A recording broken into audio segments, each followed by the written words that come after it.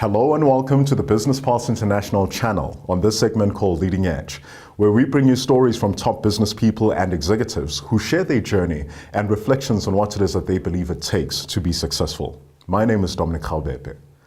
Our special guest today is a very powerful and dynamic woman, one that has a fascinating history and an even more illustrious career, and someone that I'm honored to call my friend, the CEO of the Women's Development Bank, Ms. Totsie Memela. Now, Totsie has spent much of her career in development finance, really ensuring that people from poorer backgrounds have an opportunity to access financing. She's had more than 23 years in the financial services and banking sector and has held a multitude of leadership positions, including recently as CEO of Agilone and previous to that as the General Manager of Postbank. She holds various chairs and directorships as sitting on boards of companies where she helps to give them strategic direction. But perhaps one of the greatest things that she does is to contribute insofar as mentoring leaders through the International Women's Forum. Ms. Memela, welcome. Thank you very much. It's really a pleasure having you here, and I'm very excited insofar as what it is that we'll be engaging with today. It's a privilege. So I think just to kick us off, can you give us a little bit about your story, your background? So where did you come from? What have you been involved with? And really, what's been your journey in now being a successful woman in business? My journey started in 1976 when I didn't even think that I had any leadership qualities. Yeah. When I was nominated by the student body at Diepkloof Junior Secondary, then that's what it was called. Yes. And it's called Masupatsila now. Nominated to represent them as part of this student representative council. And it was quite interesting to see that in many, to recognize the fact that in many instances, it's not you who know that you have leadership qualities. Other people see it in you. But other people see it in you. Because I thought, why me? And the question was, why not you? But what was exciting for our school in particular is the fact that of the 3 representatives, 2 of us were women. Yes. And it was an interesting journey. So that was the beginning of my journey as a leader. Yeah. In 1976, those were tumultuous times for South Africa. Like, you really have lived in 2 contrasting realities in 1976 compared to now. But anyway, carry on.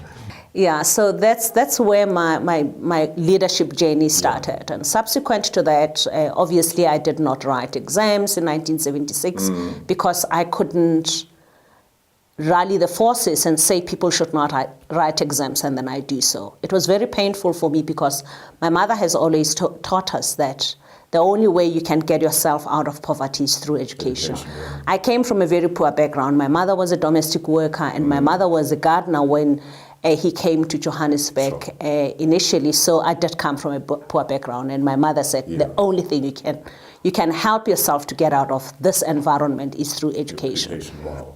I then subsequently left the country, went to Swaziland, and because of that clarion call that my mother always said of education, I became very clear that it didn't matter what else I do, I also needed to make sure that I combine it with education. Yeah. I worked in the underground movement with the African National Congress and later joined MK and went for training, both in Angola and also... So you're saying you had like the proper AK-47 getting to fight in the bush kind of training? I did, and it was actually a huge privilege because for me, I think I got to understand the fact that, because for a long time I had felt less than because I came from a poor background. But because at the time we understood that the struggle that we're waging was a struggle to ensure that we can create a better life for the poor, it therefore gave me comfort that I was not lost, that I was in a comfortable place.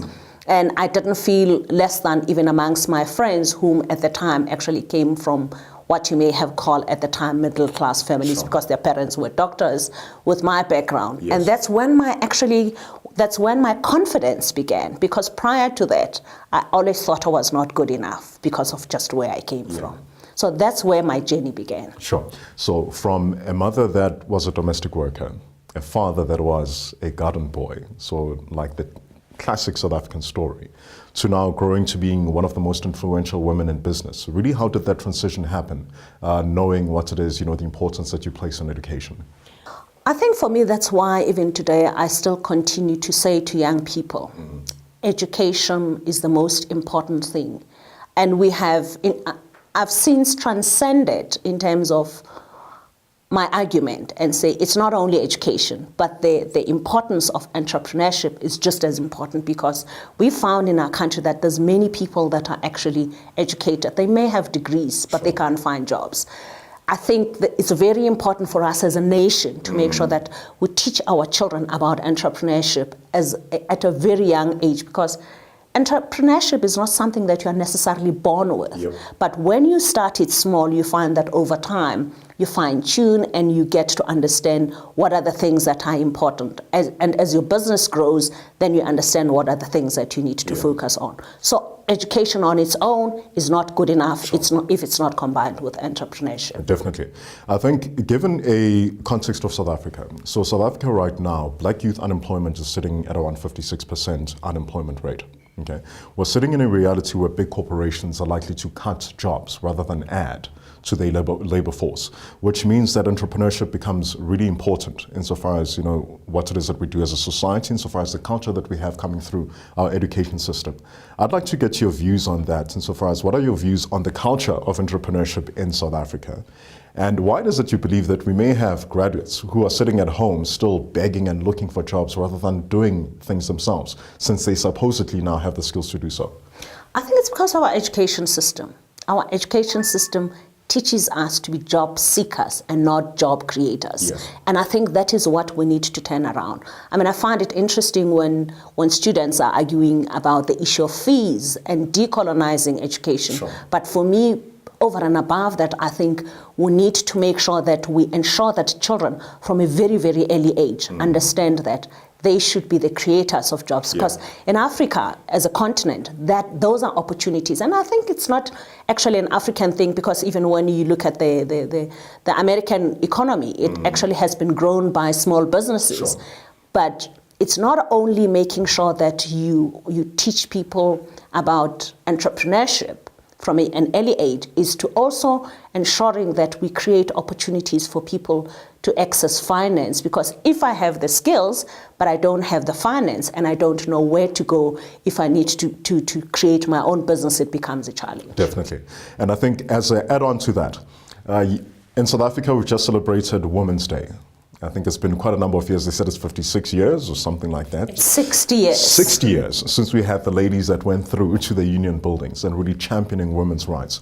Why is the work that you do so important at the Women's Development Bank, especially with regards to access to financing for women? And I think you can dovetail that with what you were talking about with entrepreneurs.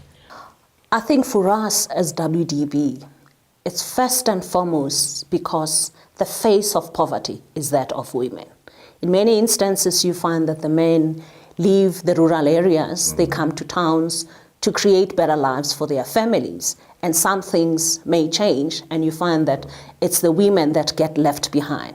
And in many instances, they need to take care of children, to create livelihoods for their own kids, to also ensure that their children can go to school. Yeah. And once you don't create those opportunities for women, you find that you are actually excluding over 51% of the population. Sure. So for me, first and foremost, it makes economic sense. Because if you exclude 51% of your community From the economy, it therefore means that you're not utilizing all your resources, because we believe that each and every one of us has an asset base. And an asset may not necessarily be money, but an asset may be dreams, ambitions, wanting to create a better life for your family. And those are assets that women in many instances actually have. So it's first and foremost is the fact that we want to make sure that we create a better life for them, because by so doing, not only are we going to improve the lives of the women, but will improve the lives of their families, and by extension,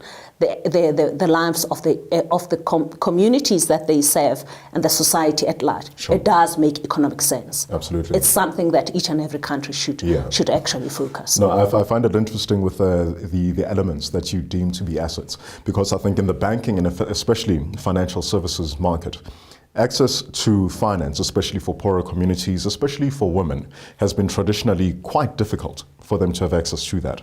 How have you been able to come up with a business model insofar as you being able to provide financing?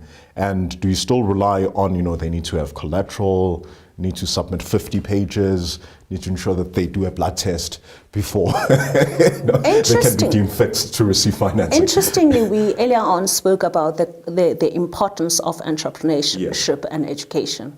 For us, we don't look for any collateral as we provide access for financing as WDB. The first and most important thing that we look for is commitment. And the commitment is for you to be able to come to attend the educational program for a whole week. So we first train the clients. First and foremost, when we enter a community, we engage the stakeholders in the community to say, this is who we are.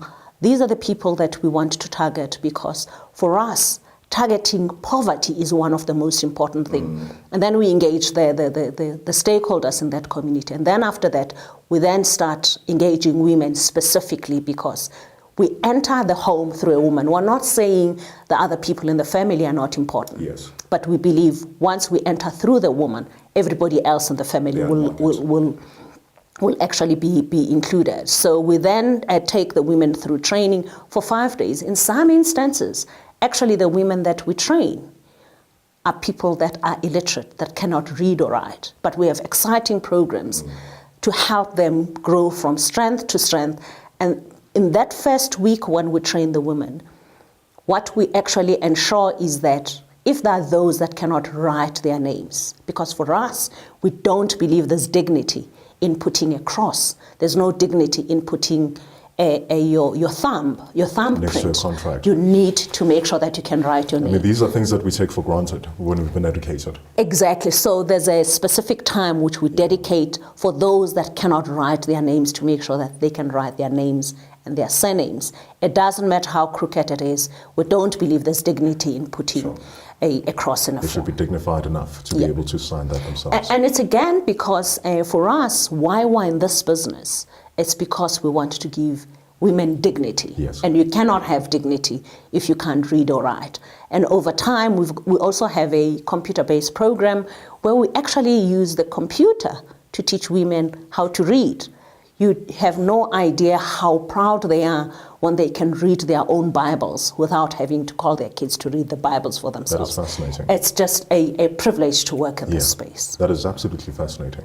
I've noticed, so looking through your profile and some time that I've spent with you in the past few years, that you're a person that religiously invests in your own learning and development. All right. So I'd just like to find out from you in that, do you believe there's power in mentorship? And if you do, what are the things that you're doing within your personal space insofar as to empower others in going forward? For me, I think we all have a responsibility to mentor. And I believe strongly in intergenerational mentorship, particularly because even in terms of where I am, I still get mentored by other people that have got experience in things that I may be looking on in terms of gaining experience in.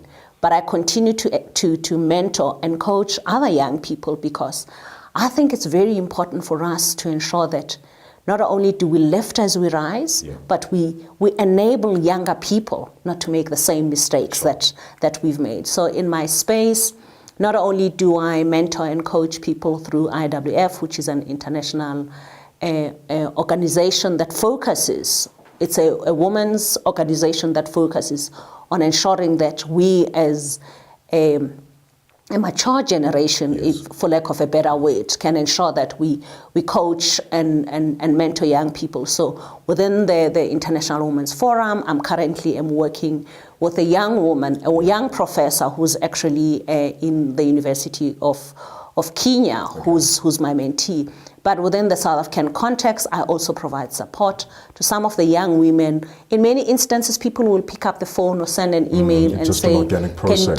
can you provide me support? Which I think is our responsibility, because then it helps us, first and foremost, to enable the young people, to give them tools that they may not necessarily have in their garage, for lack of a better word. Because in many instances, you find that once you make your own decisions without support, you may find that there's other people that have developed shortcuts to get to those points without necessarily having to go through the pain. And I think that's the the responsibility of us in terms of making sure that we provide mentorship.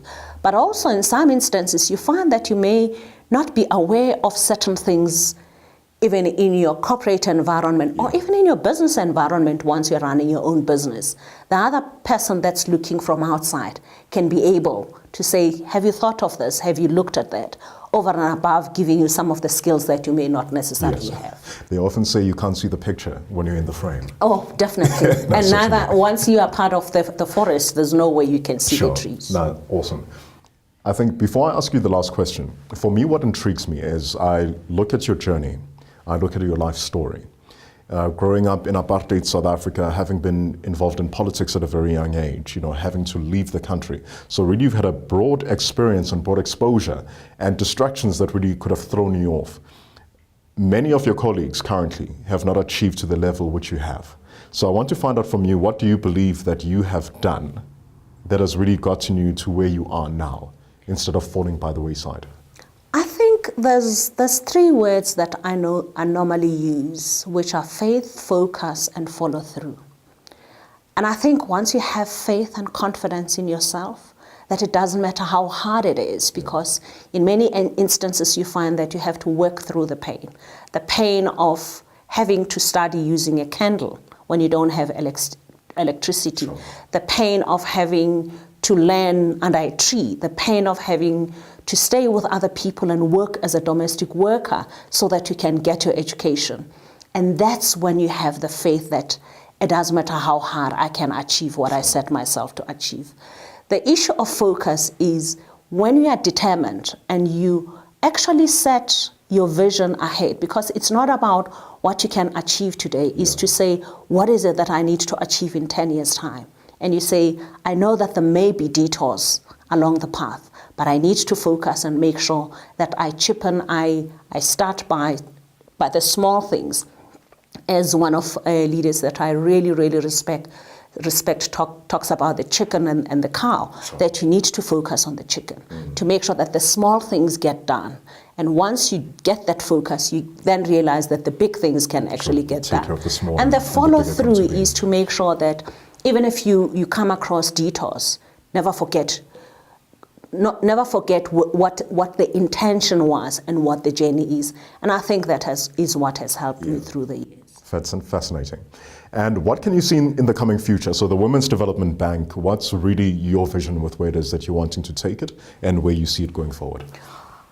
I think for us, we've been privileged to have the investment holding, which helps us in terms of us being able to invest in exciting institutions so that they can help us do what we do on the development space. Sure. So we don't have to worry too much about ensuring that we've got the funding to impact on development. So that is a privilege that not many not-for-benefit institutions actually have. So we have that advantage. So the other big thing that we want to focus on is that for us to make sure that the money that we actually lend to our clients becomes even cheaper is for us to have the ability to actually collect savings. And that's the next big thing that we're looking at, to see how we can actually get savings so that we can make the access to finance even cheaper than what it currently is. Fantastic. Ms. Memela, it's been an absolute honor having you here. I certainly have learned a lot, and I'm sure that whoever it is that is watching this program has a lot of content, a lot of meat that they've been able to draw from it. So we really thank you for that. It's been a privilege. And that's it from us from The Leading Edge. I think in parting words, no fewer words summarized it better than faith, focus, and follow through. Because you need to have faith in yourself. You need to have faith in the stuff that you do. You need to stay focused. In whatever it is that you do, if you're not focused, if you're not clear insofar as the direction that you're headed to, how can you expect anyone else to buy into the vision that you have? And at the end, it's all about follow through. It's all about commitment. If you're not committed to your dreams, if you're not committed insofar as, developing yourself as a person and delivering value whenever you get out there in the marketplace, then it's unlikely that anyone else is going to be able to see it in you. So I hope this has been a great learning for you, as it has been for me, and I look forward to seeing you next time on The Leading Edge.